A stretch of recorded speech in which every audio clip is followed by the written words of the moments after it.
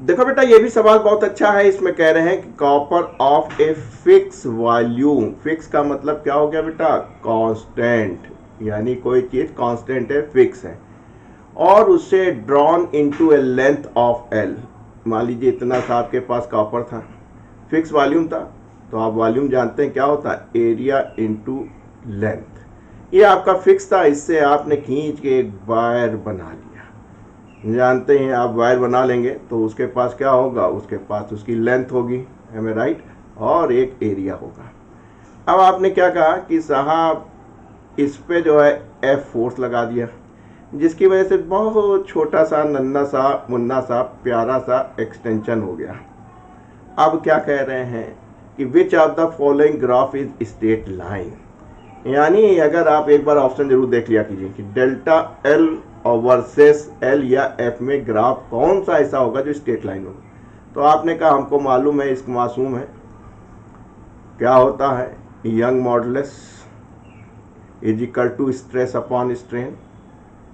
Stress आप जानते हैं फोर्स अपॉन एरिया, ऐसे सूरत हाथ में स्ट्रेन जो चेंज हो रहा है और जो आपकी लेंथ है। आपने कहा sir F upon A into L upon delta L.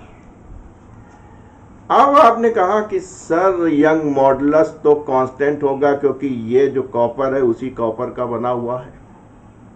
दूसरी बात आप कह रहे हैं कि हमको वॉल्यूम फिक्स है, यानी वॉल्यूम हमारा कांस्टेंट है, तो यहाँ वॉल्यूम बना ले। वॉल्यूम बनाना बहुत आसान है, क्या होता है? Area into length. एरिया नीचे, लेंथ ऊपर। अरे भाई लेंथ बढ़ा लीजिए, ऊपर नीचे गुणा कर लीजिए।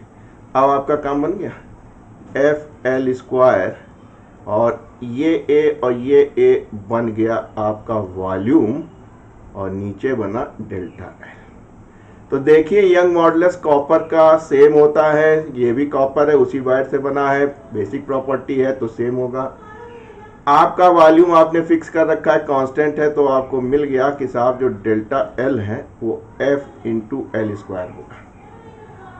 स्ट्रेट लाइन कब मिलता है? जब डायरेक्टली प्रोपोर्शनल होता है, यानी कि ये कांस्टेंट हो जाए तो आप कह सकते हैं कि एल स्क्वायर तो कहीं मिल नहीं रहा था यहाँ, तो आप कह सकते हैं भाई साहब जो लेंथ है वो तो कांस्टेंट है, बड़ा छोटा सा नन्ना सा चेंज हो रहा है, इसलिए इसको ऑलमोस्ट कांस्टेंट मानते हैं। अरे मीटर की भी होगी तो भी मिलीमीटर में चेंज होगा, तो इसको ऑलमोस्ट आपने कांस्टेंट माना है। और डायरेक्टली प्रोपोर्शनल टू किसके हो जाएगा? लिख दें आपको, L is assume to be constant, तो डायरेक्टली प्रोपोर्शनल टू फोर्स है। यानी कि अगर आप जो चेंज हो रहा है और जो फोर्स आप लगा रहे हैं ये करेंगे तो आपको एक स्ट्रेट लाइन मिलेगा।